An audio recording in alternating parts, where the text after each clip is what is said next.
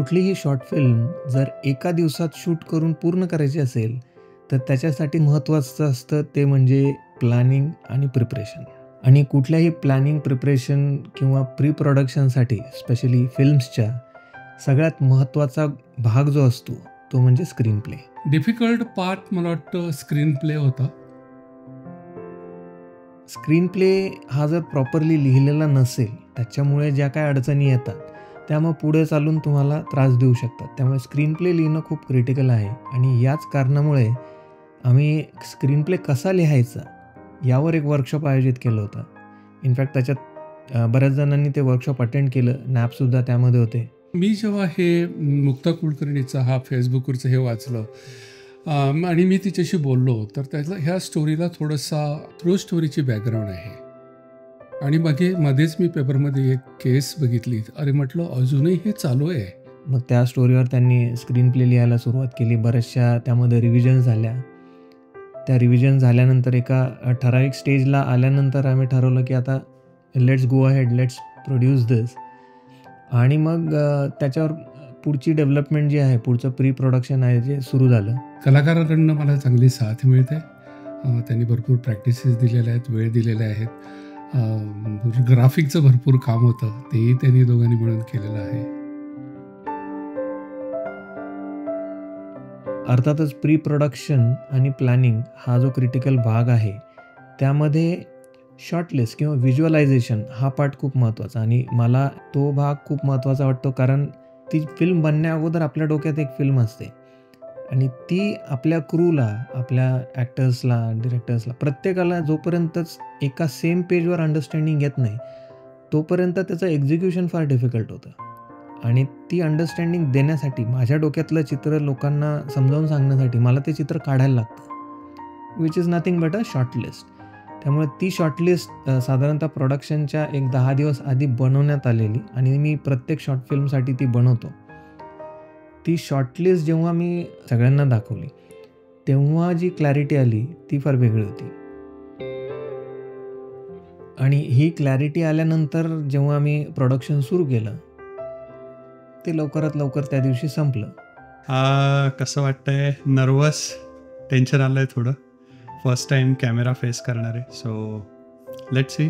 मला एक्साइटिंग वाटतंय हे. खूप नर्वस आहे मी सुद्धा. माझी ही पहिलीच वेळ आहे.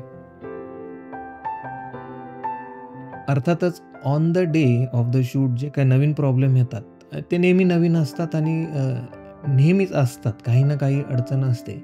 स्पेशली लाईटिंगची अडचण असते की जिथे सूर्याचं ओरिएंटेशन काय आहे आणि ओव्हरऑल तो लाईट कसा अफेक्ट करणार आहे तुमच्या सीन्सला, हे महत्त्वाचं असतं. दुसरं म्हणजे बॅकग्राऊंडला काय आहे, काय हवं आहे, काय नको आहे आणि काय झाकता येईल किंवा लपवता येईल, ह्या गोष्टी तिथे ऑन द स्पॉट परत ठरायला लागतात किंवा बघायला लागतात. या काही ज्या गोष्टी आहेत त्याच्यानुसार प्रत्येक वेळी शॉर्ट प्लॅनिंग जे आहे किंवा इवन शूट प्लॅनिंग आहे ते मी करतो. आणि त्यामध्ये कन्व्हिनियन्स किंवा इफिशियन्सी या दोन्ही गोष्टींचा कुठेतरी ताळमेळ जुळायला लागतो. शूटिंग जे आहे ते एकाच सलग सिक्वेन्समध्ये होत नाही, त्याच्यामुळे ती पूर्ण प्रोसेस नॉन लिनियर होते. आणि जेव्हा ती प्रोसेस नॉन लिनियर होते तेव्हा त्या नॉन लिनियर प्रोसेसमुळे नवीन चॅलेंजेस क्रिएट होतात. एक सेम सीन मल्टिपल अँगलनी आपण शूट केला आणि त्याच्यामध्ये तीच कंटिन्युटी ठेवणं, म्हणजे इमोशन वाईज किंवा ॲक्शन वाईज, आणि कंटिन्युटी म्हणजे फिजिकल गोष्टी पण ज्या होत्या त्या तसं ठेवणं. So that was a challenging part.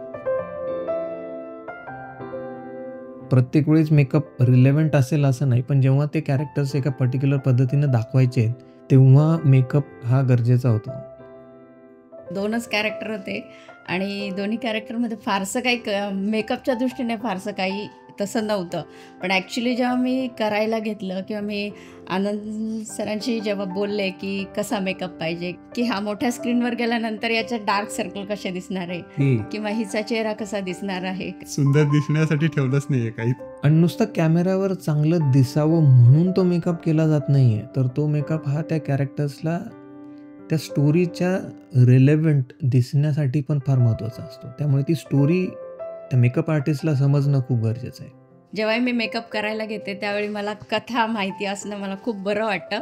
Makeup करण्यासाठी मला ते खूप सोपं होतं.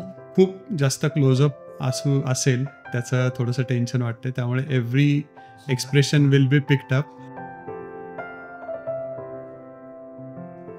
माझ्यासाठी 2 सीन जे चॅलेंजिंग वाटले मला. पहिला म्हणजे जो क्लायमॅक्सचा सीन आहे त्याच्यात बऱ्यापैकी इंटेन्स इमोशन्स आहेत. परत त्यामध्ये मूव्हमेंटही बरीच आहे. त्यामुळे ती मूव्हमेंट मॅच करणे आणि त्या इंटेन्स इमोशन्ससाठी जे काय फ्रेमिंग करायला लागणार होतं ती फ्रेमिंग बदलत जाते, ती पण मॅच करणे simultaneously not impossible but challenging होतं. शेवटचा सीन विल बी म्हणजे द मोस्ट डिफिकल्ट सीन, कारण त्याच्यात प्रत्येकाला ते कसं दाखवायचं आहे, मग कॅमेराला ते कसं पिकअप होणार आहे, दिग्दर्शकाला ते कसं दाखवायचं आहे आणि मला ते कसं दाखवायचं आहे किंवा करता येत आहे, या 3 वेगळ्या गोष्टी आहेत. दुसरा जो सीन चॅलेंजिंग होता तो म्हणजे दोन्ही कॅरेक्टर्सच्या हाईट डिफरन्समुळे येणारा प्रॉब्लेम, की दोघांच्या हाईटमध्ये बऱ्यापैकी डिफरन्स आहे आणि त्या दोघांनाही एकाच फ्रेममध्ये एका पर्टिक्युलर पोझिशनला यायचं होतं आणि कसंही करून ते एका फ्रेममध्ये बसत नव्हते. मग त्यामुळे एक क्लुप्ती लढवायला लागली आणि मग त्या क्लुप्तीमुळे फ्रेमिंग तर परफेक्ट झालं, पण मग दुसऱ्याच गमती जमती जास्त व्हायला लागल्या.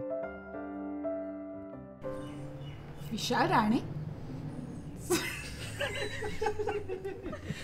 असं कसं काय झालं? तो गमतीदार प्रसंग म्हणजे तिकडेच म्हणजे एवढे सगळे पार्ट झाले, कुठलं हसू आलं नाही काय नाही, पण तोच एक पार्ट म्हणजे तो एक सीन असा फनी पण झाला. रिटेक्स जास्त झाले, अर्थात सीन कंप्लीट झाला ते महत्त्वाचं.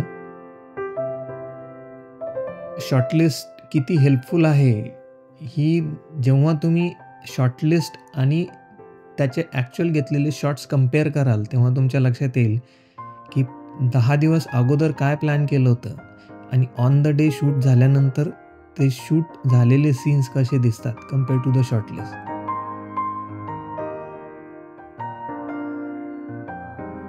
एकही आर्ग्युमेंट नाही, काही नाही, हसत खेळत झालंय एवढे तास, हसत खेळत सगळं झालं आणि त्यामुळे टायरिंग वाटलं नाही, अजिबात नाही. अजिबात एक वेगळा आनंद मला त्याच्यात वाटला.